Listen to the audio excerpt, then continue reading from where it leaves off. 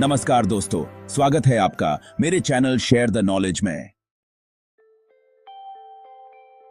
India और France की दोस्ती बहुत गहरी और पुरानी है। ये सिर्फ दो देशों के बीच का रिश्ता नहीं, बल्कि दो सभ्यताओं, दो सोच और दो इतिहासों का मिलन है। दोनों देशों ने समय समय पर एक दूसरे का साथ दिया है, चाहे वो मुश्किल घड़ी हो या कोई बड़ा मौका। ये रिश्ता इंडिया की आजादी के बाद से और भी मजबूत होता गया है। जब भारत ने स्वतंत्रता हासिल की, तब फ्रांस उन गिने चुने देशों में था जिसने भारत के नए सफर को खुले दिल से स्वीकारा और सपोर्ट किया। दोस्तों, यदि आपने मेरे चैनल को सब्सक्राइब नहीं किया है तो please like, subscribe and share जरूर करें। अब आगे कोल्ड वॉर के टाइम से लेकर आज तक फ्रांस ने हर मुश्किल वक्त में इंडिया का साथ दिया है और यही असली पार्टनरशिप है। जब दुनिया दो हिस्सों में बंटी थी, तब भी फ्रांस ने भारत के साथ अपने रिश्ते को प्राथमिकता दी। दोनों देश एक दूसरे की संप्रभुता, कल्चर और उम्मीदों की इज्जत करते हैं, जिससे इनका रिश्ता डिप्लोमेसी की दुनिया में स्पेशल बन जाता है। ये सम्मान सिर्फ कागजों तक सीमित नहीं है, बल्कि हर लेवल पर दिखता है, चाहे वो पॉलिटिकल हो, सोशल हो या कल्चरल। स्ट्रेटेजिकली भी इंडिया और फ्रांस में बहुत कुछ कॉमन है। दोनों ही वर्ल्ड पॉलिटिक्स में मल्टीपोलैरिटी को सपोर्ट करते हैं। दोनों मानते हैं कि दुनिया को एक से ज्यादा ताकतवर देशों की जरूरत है ताकि बैलेंस बना रहे। फ्रांस उन पहले वेस्टर्न देशों में से था जिसने 1998 में इंडिया के न्यूक्लियर टेस्ट्स को सपोर्ट किया था। उस वक्त जब बाकी देश इंडिया से दूरी बना रहे थे, फ्रांस ने दोस्ती निभाई और भारत के फैसले को समझा। इसी सपोर्ट ने ट्रस्ट की नींव रखी, जो आज भी बढ़ रही है। यह भरोसा सिर्फ डिफेंस तक सीमित नहीं, बल्कि हर फील्ड में दिखता है। दोनों देश रेगुलर मिलिट्री एक्सरसाइज करते हैं, इंटेलिजेंस शेयर करते हैं और इंडो पैसिफिक रीजन में शांति के लिए साथ काम करते हैं। इनकी नेवी, एयरफोर्स और आर्मी तीनों लेवल पर कोऑपरेशन लगातार बढ़ रहा है। इनकी पार्टनरशिप सिर्फ डिफेंस तक सीमित नहीं है। Education, space, climate change, technology सब कुछ कवर होता है। दोनों देश मिलकर रिसर्च प्रोजेक्ट्स करते हैं, स्टूडेंट्स के लिए स्कॉलरशिप्स और एक्सचेंज प्रोग्राम्स चलाते हैं और नई टेक्नोलॉजी पर साथ काम करते हैं। लेकिन हाल के सालों में डिफेंस पार्टनरशिप सबसे ज्यादा फोकस में है। राफेल जेट्स, सबमरीन और एडवांस्ड डिफेंस टेक्नोलॉजी में दोनों देशों की साझेदारी ने इंटरनेशनल लेवल पर नया स्टैंडर्ड सेट किया है। इस फील्ड में जितने डील्स और कोलैबोरेशन हो रहे हैं, वो नए बेंचमार्क सेट कर रहे हैं।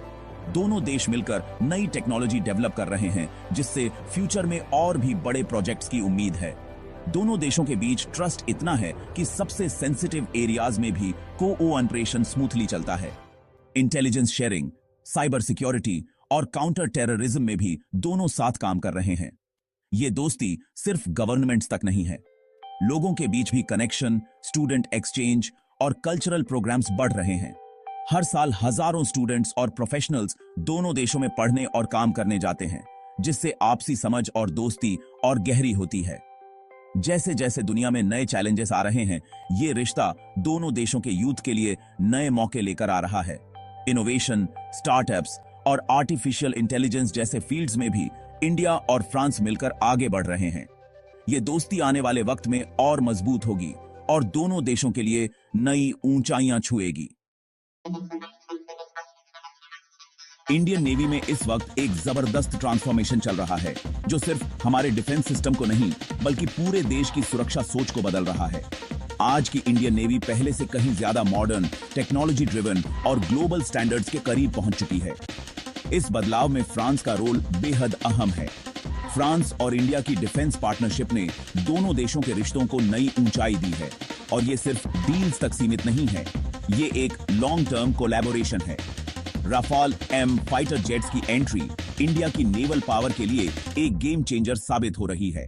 ये जेट्स न सिर्फ एडवांस्ड हैं, बल्कि इनकी मौजूदगी से इंडियन नेवी की ताकत कई गुना बढ़ गई है। Rafale M jets aircraft carriers से ऑपरेट कर सकते हैं, जिससे हमारी नेवी को ओपन सी में जबरदस्त फ्लेक्सिबिलिटी मिलती है। इनकी टेक्नोलॉजी इतनी एडवांस्ड है कि ये multiple mission, air defence, ground attack और इंटेलिजेंस सभी में एक्सपर्ट हैं। इन जेट्स की वजह से इंडिया की इंडियन ओशन में प्रेजेंस और भी स्ट्रांग हो जाएगी। इससे हमारे मरीन इंटरेस्ट्स, ट्रेड रूट्स और नेशनल सिक्योरिटी को प्रोटेक्शन मिलेगा और साथ ही रीजनल स्टेबिलिटी में भी इंडिया का रोल बढ़ेगा। स्कॉर्पिनी क्लास सबमरीन भी इसी पार्टनरशिप का एक बड़ा अचीवमेंट है। ये सबमरीन इंडिया की अंडर वाटर स्ट्रेंथ को एक नया आयाम देती हैं। फ्रेंच मदद से बनी ये सबमरीन इंडिया में ही मेक इन इंडिया के तहत बन रही हैं, जिससे लोकल इंडस्ट्री को बूस्ट मिल रहा है और हजारों लोगों को रोजगार भी। ये सबमरीन काफी स्टेल्थी हैं, यानी दुश्मन के लिए इन्हें ट्रैक करना बेहद मुश्किल है। साथ ही ये पावरफुल और मॉडर्न वेपन्स से लैस हैं, जिससे इंडिया की अंडर वाटर डिफेंस लाइन और भी मजबूत हो गई है। स्कॉर्पिनी सबमरीन के आने से इंडिया की सबमरीन फ्लीट को जबरदस्त बूस्ट मिला है। अब हमारी under water fighting capability, surveillance और डिफेंस पावर कई लेवल ऊपर पहुंच गई है। इस डिफेंस रिवॉल्यूशन का सबसे बड़ा पॉइंट है टेक्नोलॉजी ट्रांसफर। फ्रांस न सिर्फ फिनिश्ड प्रोडक्ट दे रहा है, बल्कि टेक्नोलॉजी भी शेयर कर रहा है, जिससे इंडिया की खुद की डिफेंस इंडस्ट्री ग्रो कर रही है। बाकी देशों के मुकाबले फ्रांस इंडिया के साथ डिफेंस टेक्नोलॉजी शेयर करने के लिए सबसे ज्यादा ओपन है। इससे दोनों देशों के बीच ट्रस्ट और स्ट्रैटेजिक रिलेशनशिप और मजबूत हो रही है। इसका मतलब है कि हमारे इंजीनियर्स और वर्कर्स अब सिर्फ असेंबल नहीं कर रहे, बल्कि नई टेक्नोलॉजी सीख रहे हैं, इनोवेट कर रहे हैं और फ्यूचर के लिए खुद को तैयार कर रहे हैं। हर सबमरीन या एयरक्राफ्ट जो इस पार्टनरशिप में बनता है, वो आत्मनिर्भरता की ओर एक मजबूत कदम है। इससे इंडिया की डिफेंस इंडस्ट्री को नई पहचान मिल रही है। हाँ, इन प्रोजेक्ट्स में कई चैलेंजेस भी हैं, जैसे टाइमलाइन डिले, टेक्निकल इश्यूज और फॉरेन टेक्नोलॉजी को इंडियन कंडीशंस में ढालना। फॉरेन टेक्नोलॉजी को इंडियन कंडीशंस में ढालना आसान नहीं है। इसके लिए स्किल, पेशेंस, इन्वेस्टमेंट और लगातार ट्रेनिंग चाहिए। लेकिन ये प्रोसेस हमारे लोगों को वर्ल्ड क्लास एक्सपर्ट बना रहा है। लेकिन जो फायदे हैं, जॉब्स, स्किल्स, टेक्नोलॉजिकल एडवांसमेंट और स्ट्रैटेजिक फ्रीडम, वो सारी मुश्किलों से कहीं ज्यादा हैं। ये पार्टनरशिप इंडिया को डिफेंस सेक्टर में ग्लोबल लीडर बनने की दिशा में ले जा रही है। इंडिया और फ्रांस मिलकर डिफेंस पार्टनरशिप के नए रूल्स बना रहे हैं, जो आने वाले सालों में दोनों देशों के लिए गेम चेंजर साबित होंगे। ये सिर्फ डिफेंस नहीं, बल्कि टेक्नोलॉजी, इनोवेशन और आत्मनिर्भरता की भी क्रांति है। इंडिया की सिक्योरिटी बहुत तेजी से बदल रही है। हमारी एयरफोर्स को नए मल्टी रोल फाइटर जेट्स चाहिए, ताकि वो हर तरह के खतरे का सामना कर सके। फ्रांस से 114 रफाल जेट्स खरीदने का प्रपोजल इसी दिशा में बड़ा कदम है। ये जेट्स वर्ल्ड के बेस्ट में से हैं। एयर सुपीरियरिटी, डीप स्ट्राइक्स और एडवांस्ड इलेक्ट्रॉनिक वॉरफेयर में माहिर। इतने सारे रफाल क्यों चाहिए? इसका जवाब है हमारी मौजूदा फ्लीट की उम्र और स्ट्रेंथ। हमारे कई पुराने जेट्स जल्दी ही रिटायर हो रहे हैं। नए राफेल इस गैप को भरेंगे और हमारी स्काइज को सेफ रखेंगे। ये इंडियन मेड तेजस और फ्यूचर AMCA जेट्स के साथ मिलकर एक बैलेंस्ड और पावरफुल फोर्स बनाएंगे। रफाल डील सिर्फ प्लेन्स खरीदने की बात नहीं है। इसमें ट्रेनिंग, मेंटेनेंस और टेक्नोलॉजी ट्रांसफर भी शामिल है। यानी इंडियन कंपनियां भी पार्टिसिपेट करेंगी, पार्ट्स बनाएंगी और फ्रेंच एक्सपर्ट्स से सीखेंगी।